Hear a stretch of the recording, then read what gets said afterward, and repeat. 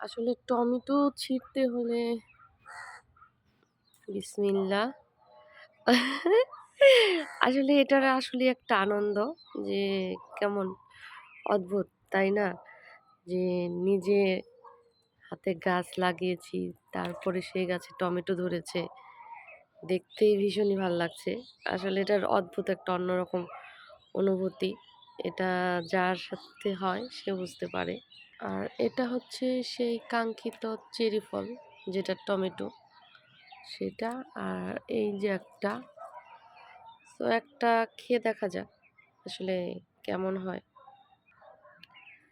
So একটা খেয়ে দেখি কেমন হয়। বিসমিল্লাহ। হুম, আলহামদুলিল্লাহ ভীষণই মিষ্টি। আসলে টমেটো খুব একটা এরকম মিষ্টি হয় না। সেদিন আমার আম্মুও বলছিল টমেটোগুলো বেশ মিষ্টি। এটা আরও ২ দিন পরে পারবো।